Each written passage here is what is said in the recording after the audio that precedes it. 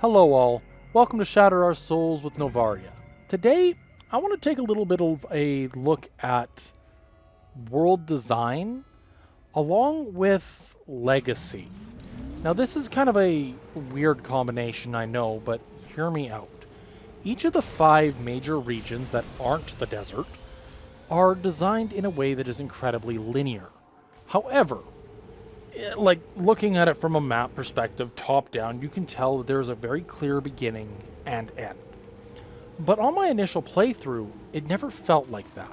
Like, yes, it felt scripted, it felt like there I was being pushed along a rail at times, but it never necessarily felt linear. And I think part of it had to do with the fact that most of the regions had a forward and a backward. Now, to iterate my point here, your first time through Fury Green, you are shown the entirety of Fury Green as a singular path.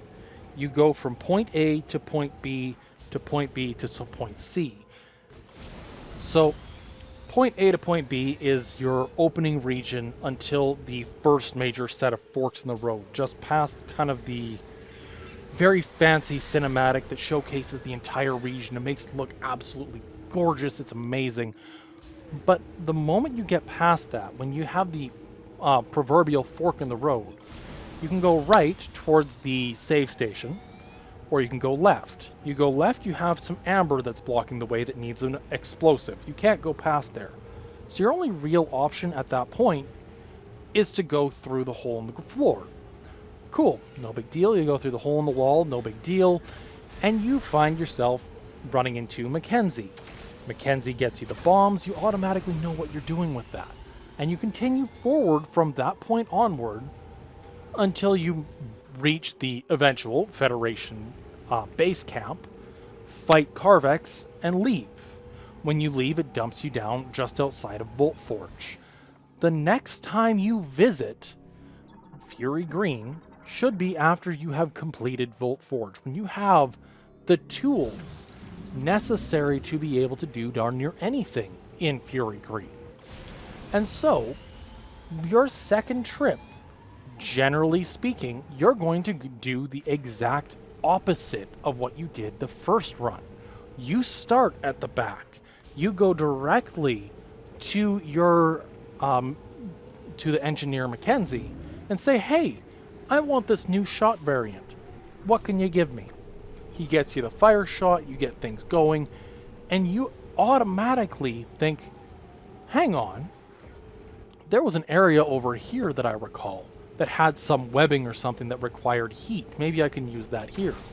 So you go backwards a little bit, you check out that little nook alcove, and sure enough, you get more items. Suddenly, the game turns from linear to exploratory.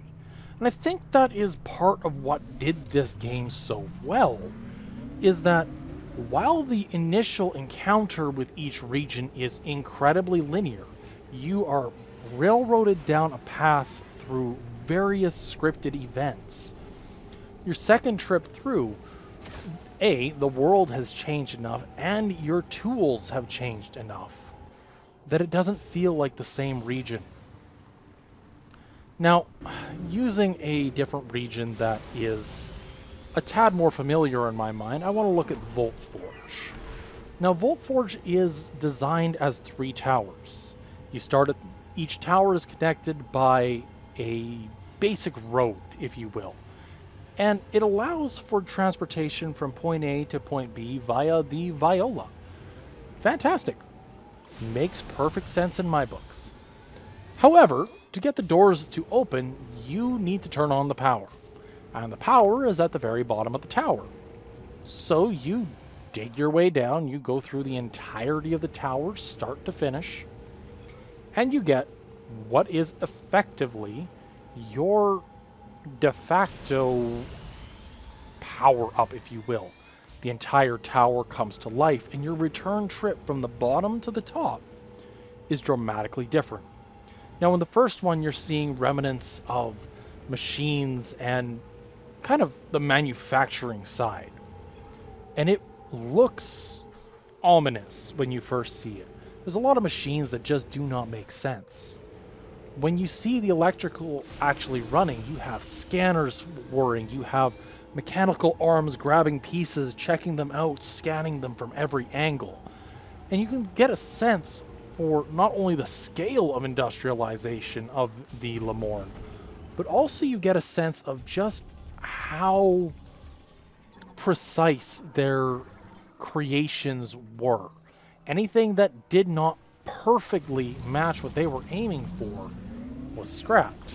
And you can actually see this in the fact that one of the ways you can get from point A to point B is jumping into the morph ball and letting the system scan you and realizing, wait a minute, this isn't a tire, and throw you into the trash chute. It is an amazing little moment that fits so perfectly with everything that's going on in this from a world design perspective.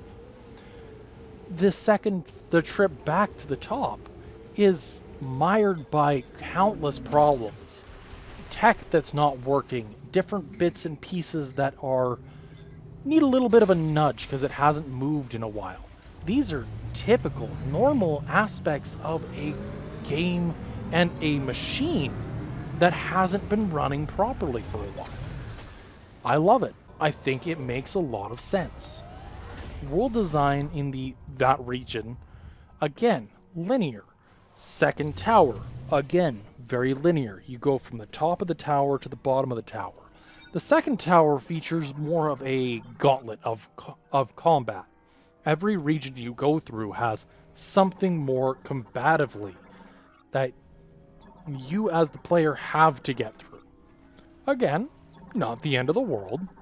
This combative side of the game itself, you can tell that there was a lot more investment in combat and fighting in this one compared to prior games.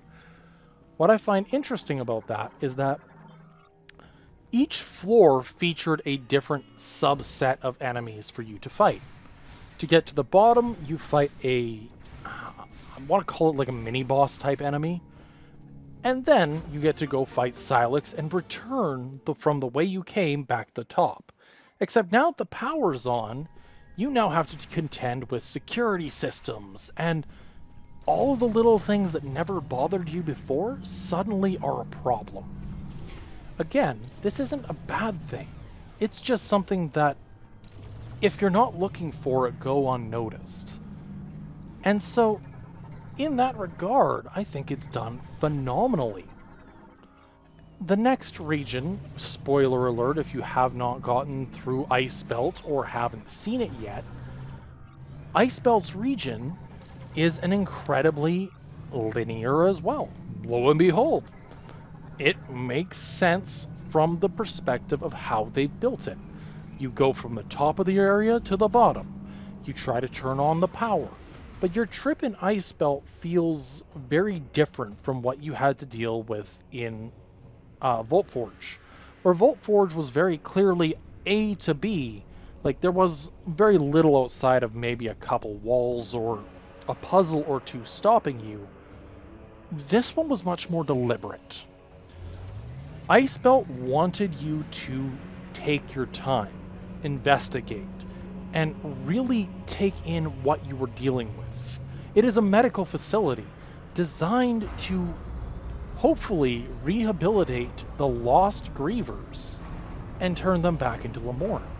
I love that. I think that that is fantastic. And for the life of me, I cannot remember another medical facility, specific medical facility, to have ever shown up in the Metroid Prime franchise to this point. If I am wrong, let me know down in the comments. Yes, I am aware that there are labs and other facilities that we see, but 9 times out of 10, those were labs not designed for healing, but designed for experimentation.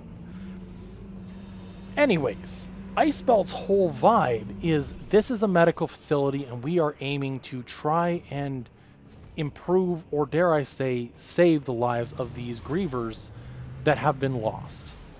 I like that. I appreciate that wholeheartedly. And so it takes the time to iterate that they spent months working on and researching a potential cure for the grievers. Again, this isn't a bad thing.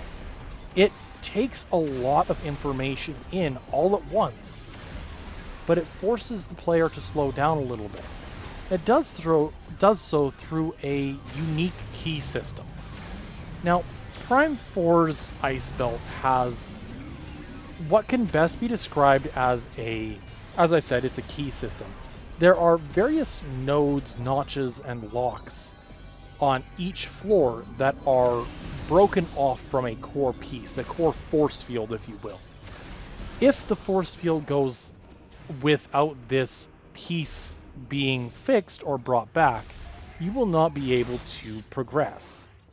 And so it does become exploratory in nature. You have to get from point A to point B and figure out all the little odds and ends as you go along. And once again, once you get to the bottom, you turn on the power. But Ice Belt's version of the power problem is very different from that of Voltforge. Where Voltforge, yeah, you got, a couple more security systems and that kind of stuff. It was, by and large, the same thing, just active. Ice Belt was falling apart.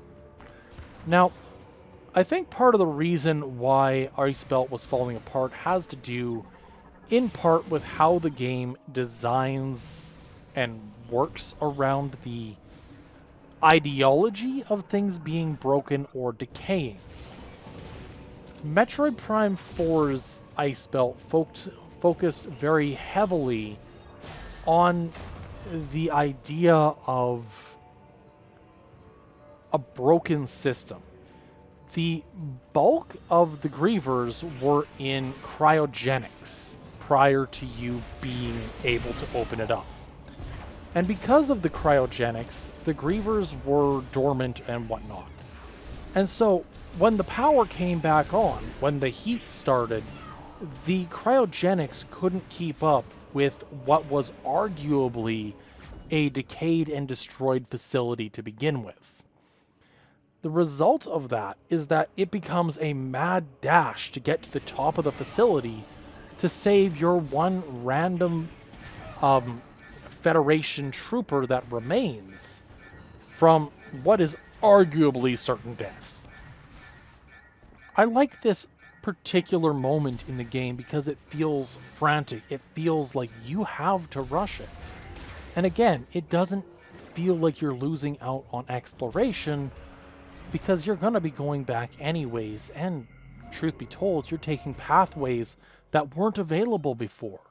When the power came on, when the system broke down, all the security systems started freaking out, locking out certain doors, preventing the grievers from getting from point A to point B.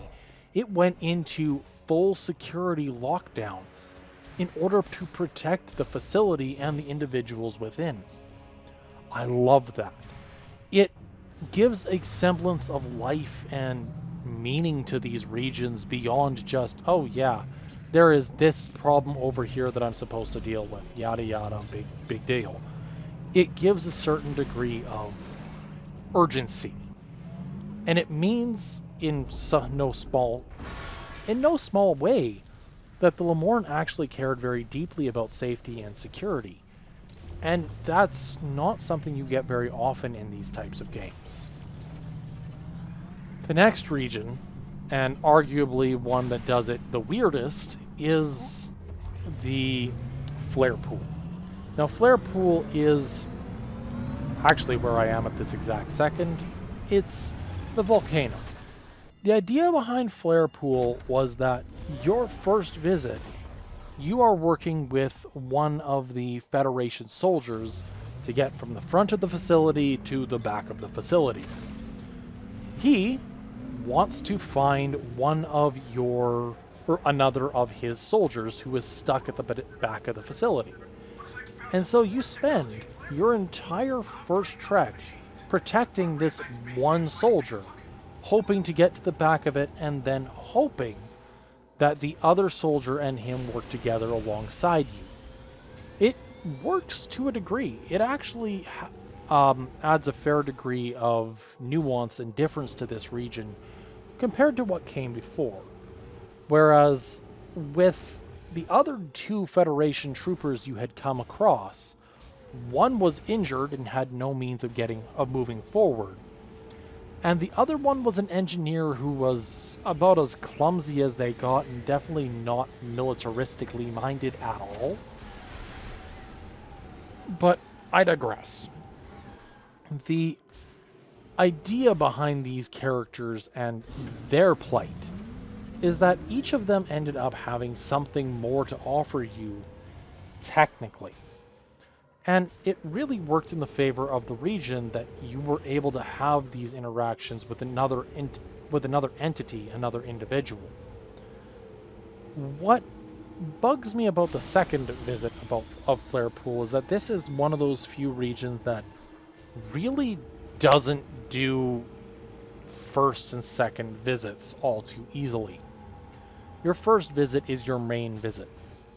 When your first visit is over, the facility has been completely destroyed. And so areas that were once safe are now magma-filled pools and stuff like that.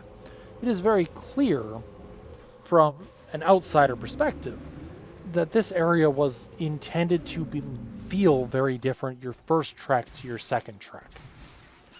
And while there is no return trip through the facility like in Icebelt or Voltforge, there is enough of back and forth through the underside of a facility to say that it felt very different on each trek through. The last region, is the Great Mines. And the Great Mines is actually an area that I want to love more than I do. It is very clear that it's a one-stop shop. You start at the top of the facility, you work your way down. And it is, in part, designed around the idea that each and every member of the Federation that has been working alongside you at this point wants to make the job a success. They want to help Samus, to help them, to help each other get off of Vuros. I don't mind that. I think it is a very good thing, in fact. But the part that I think bugs me just a little bit more than it should is what I professionally call death baiting. The idea that a character potentially could pass away in this instant. And you see it not once, not twice, but 4 separate times in under an hour.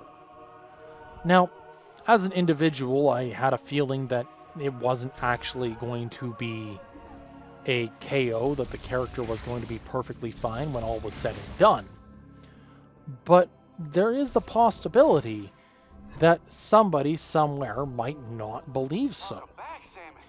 And so, for me as an individual, I liked the region. I thought that the nuance of the trek itself was unique.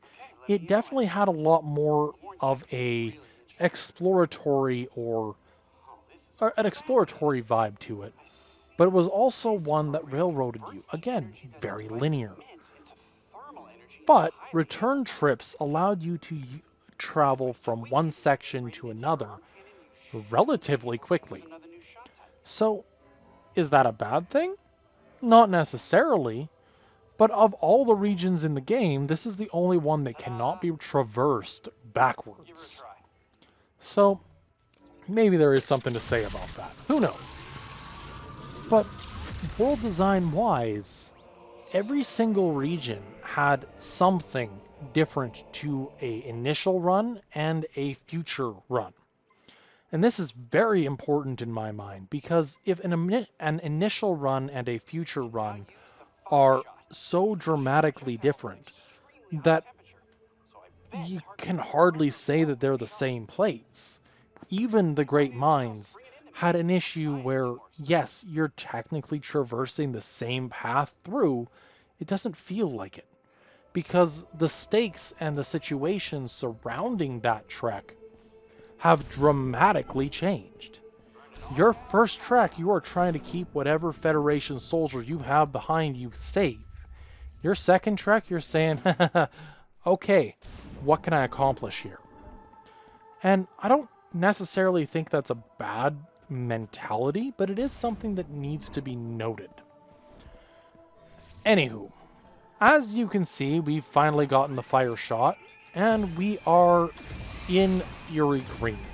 We have done a lot of back and forth in this video because, truth be told, I was trying to get some scans for the true ending, and I needed the Desert Griever first and foremost. And while we were there, we got Flare Pool and a couple other minor things. That's all well and good. But at this moment, I want to talk a little bit about Legacy. Now, this is one of those problems that comes to mind when I start really digging into this game. Because of the three main goals of the game, like, if we were to break down the game's goals categorically, your first goal is to collect the memory fruit and effectively get the Lemorn's memory fruit onto another planet to plant a new great tree. I have no problem with this. I think it is a great idea, but the more I think on it, the worse it gets. And I'll get to that in like 30 seconds.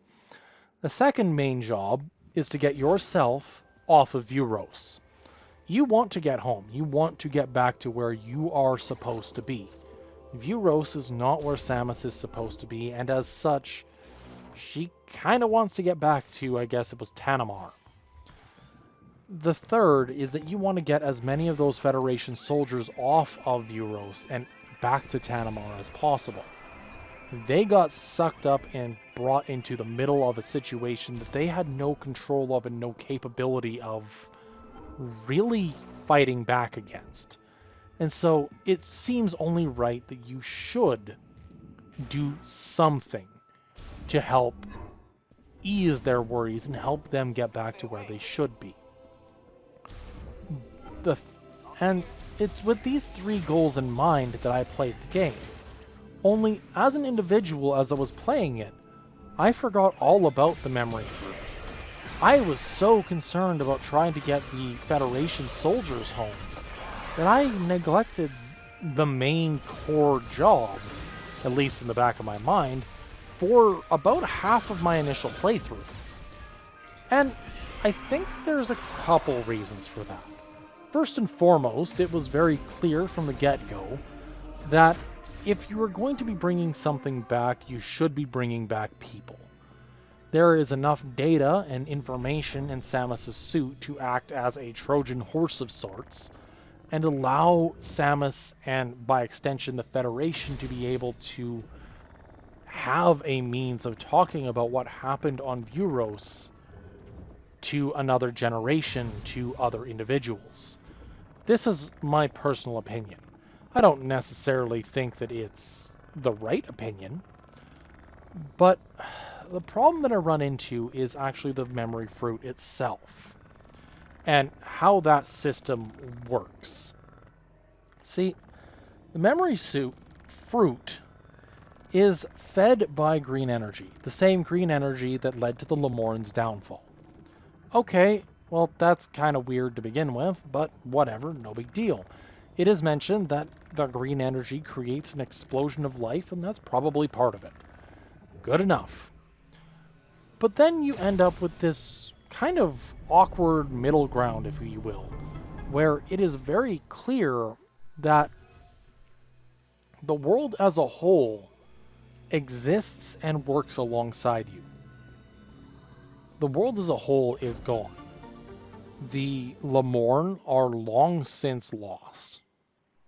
We don't necessarily know how long it's been, but it is very clear from the state of their halls and the state of their various areas that they've been gone for probably a good 1 to 3 years on average. Like, they're not decayed to any notable degree that it would be absolutely over the top, At least not based on what we see here in Fury Green. Icebelt, that might be a totally different story, but at most I'd say they've been gone for about 3 years. The Lemorn being gone for about 3 years means that when they're passing off the memory fruit to you, in whatever sense that looks like, they're effectively handing not just the memory fruit and their great tree, or the successor to their great tree, they're handing off their entire known history, their stories, their medicine. They are handing everything. They are handing Samus the Library of Alexandria without the key. See, it is very well noted, well documented within Metroid Prime 4 that the Lemorn were a very spiritual species, a very, very tied to psychic capabilities species. You can see this in how they portray their hulls in Fury Green. You can see this in the fact that they went to such great lengths in the Great Mines to provide everybody the capability of using psychic capabilities. This is good, or so we think.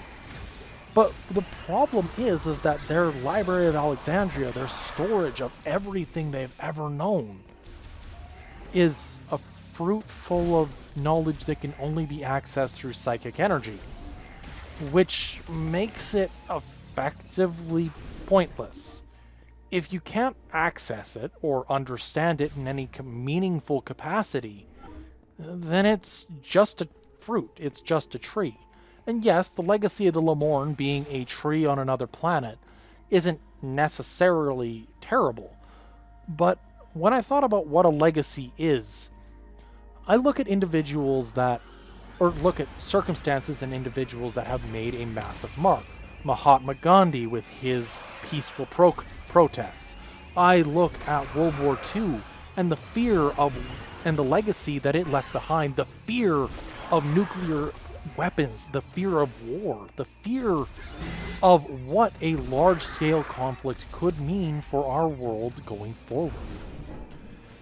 See, the thing is that a legacy could be good, could be bad. It could be seen as a triumph, a physical, tangible thing saying, yeah, I was here, I did this. Or it could be a warning. Now, in the case of the Lemorn, I think they're trying to issue a warning, an idea that, you know, if you follow in our footsteps, you will eventually succumb to the same thing. But the problem that I run into when I think about how the Lemorn's legacy is that I really don't know what they're trying to get across. The legacy of the Lemorn is largely tied into their failure to help the individuals who were afflicted by an illness that they couldn't control, they couldn't cure. Their medical systems and whatnot could not get around, and so the legacy of the Lemorn was effectively nothing. They do have the capability, technically, if another sentient psychic species comes about, it is technically possible that the Library of Alexandria, that is the new great tree on Tanamar, might be okay, might be able to pass on that knowledge, but the likelihood of that happening, especially given that in the last 25 to 30 years of Metroid, we have yet to see another psychic species ever, to my recollection, means that it is a largely impossible situation. There's no winning. There's no way forward that makes any tangible sense in my mind. See, looking back at Metroid 1, Prime 1, 2, and 3.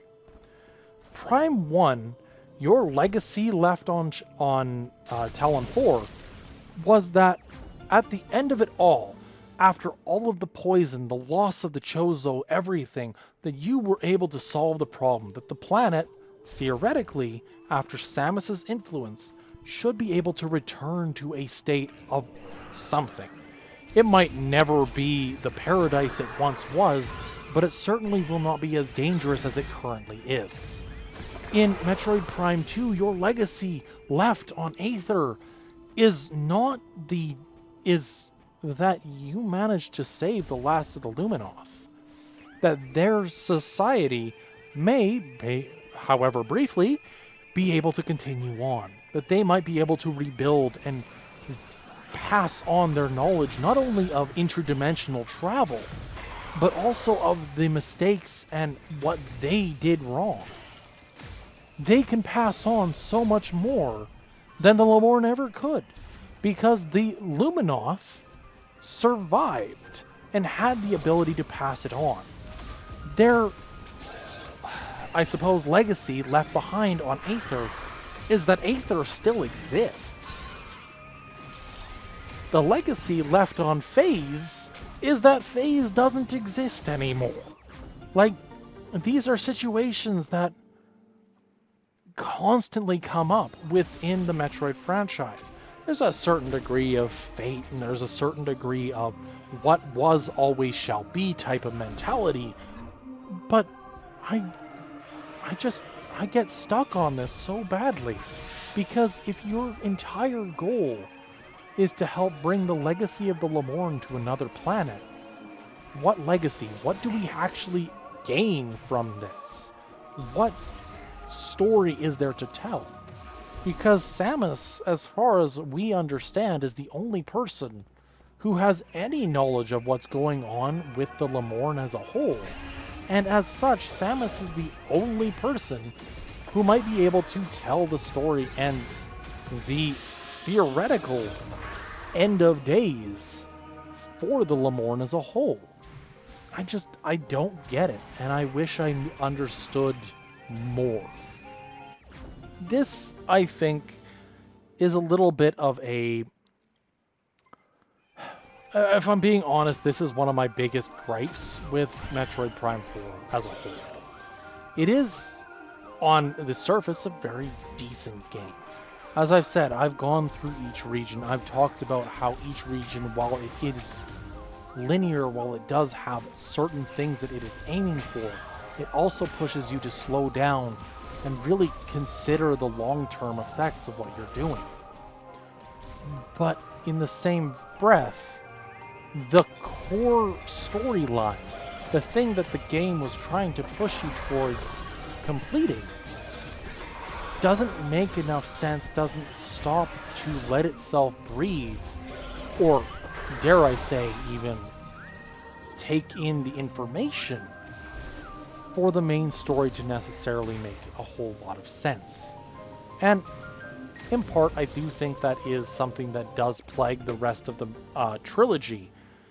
But the difference between it is that you didn't necessarily need to understand the entire story of the Chozo on Talon 4 to feel like you made a difference. You didn't need to understand the entire story of the Luminoth to understand that getting them to be able to come out of hibernation to live once again was a huge undertaking and something that was greatly appreciated.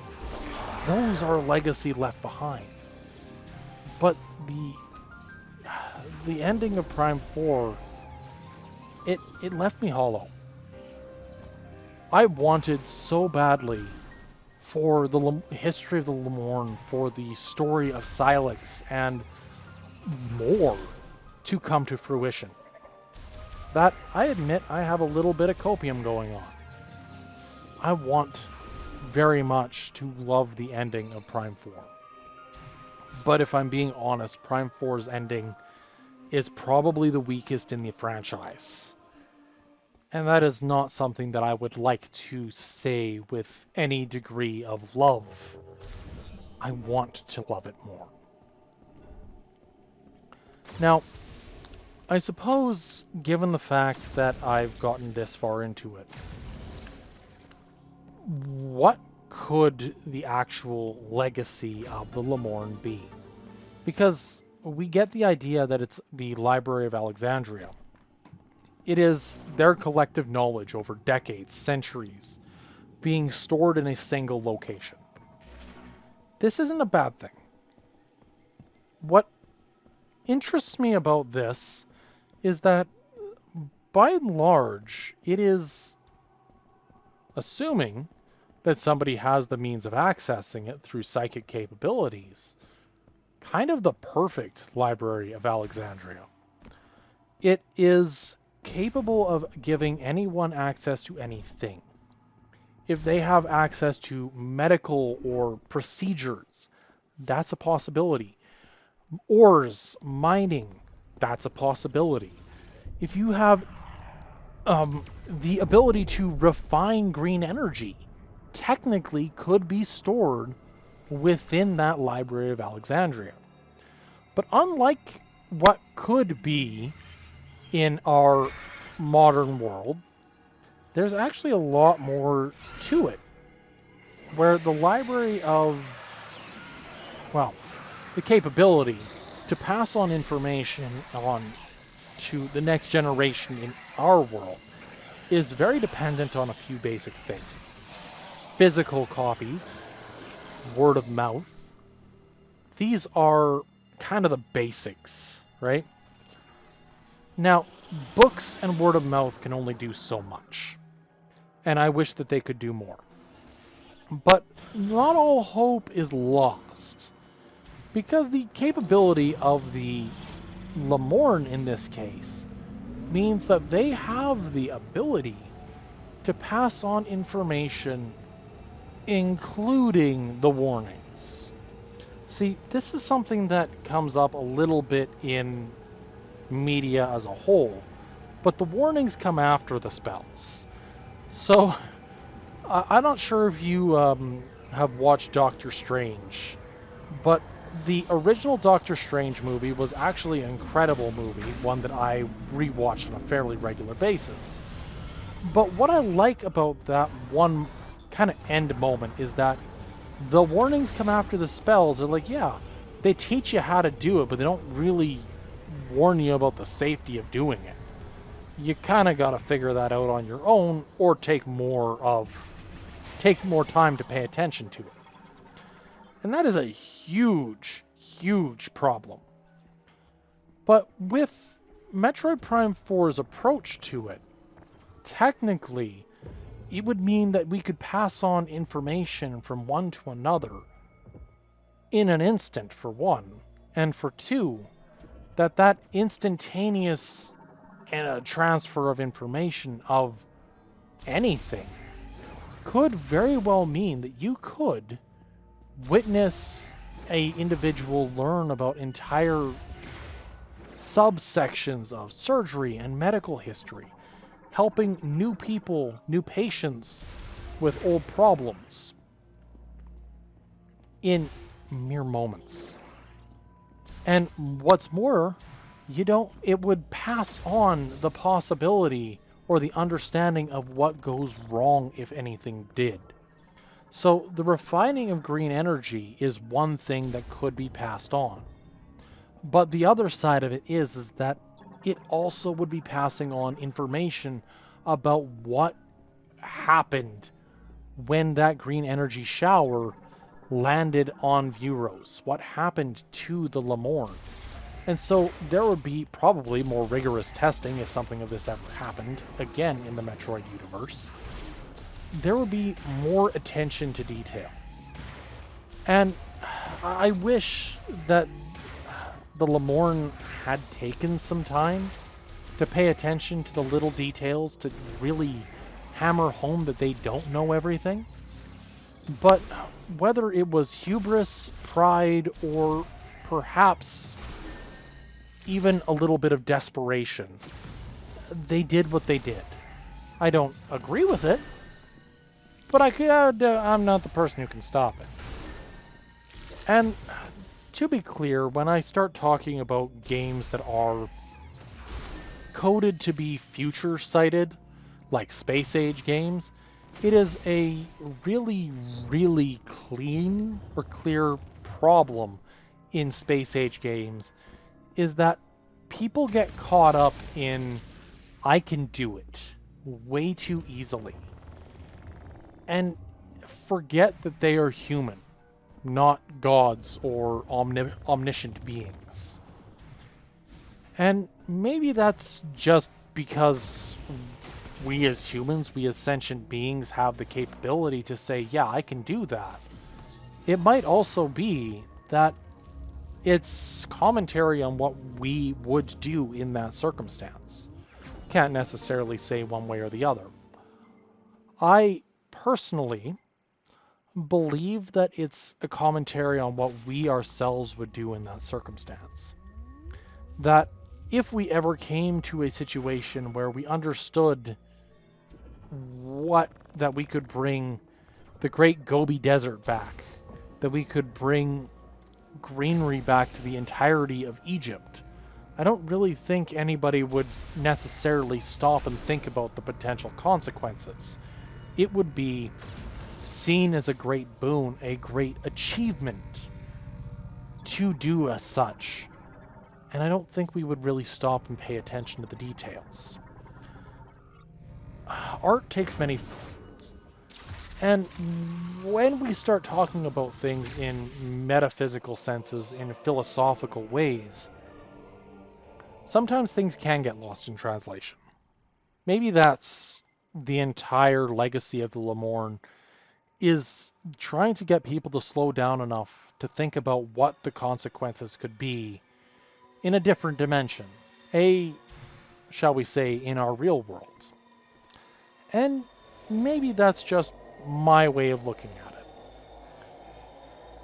But with all of that being said, we are officially going to head to Icebelt. Now, the reason I wanted to get all of this out of the way now is because Prime 4 has, as I've said, a very strict set of events. And with me being on the hardest difficulty, I wanted to take some time to really dig in and make sure that I had the power necessary to survive. See, some games give you the option of, if you oops or you're not strong enough, you can turn around. An example of this is Prime 1's, what was it? Was heading through the the Space Pirate facility on the Vendrana Drifts. And before entering the facility as a whole, there's a save point. And so, as an individual, if I'm feeling confident, I can go in. Or I can say, this ain't for me, and turn around. Or if I'm not feeling confident, I can go in anyways, showcase that I can do it. And if I'm not feeling confident, or I'm feeling overconfident and I die anyways, well, I can turn around and get myself some gear to be able to better process and handle those situations. Unfortunately, due to the nature of how Prime 4 is built, every section is designed to be doable at any time. And this is both a blessing and a curse, because it means that anytime I go anywhere in this game, that it's going to want to force me in some capacity to go from point A to point B, and not really focused in on the end goal, if that makes sense. Like, how do I word this? Once I start the Ice Belt section, I can't leave until after I'm done. So, to iterate my point here, when you enter Icebelt, your first thing you do is you jump down a pit into Icebelt as a whole. And that's fine. I have no issue with jumping into the pit. But there's no way out of the pit until you succeed. If you succeed. If you do not, well, you start back up at the top of Icebelt.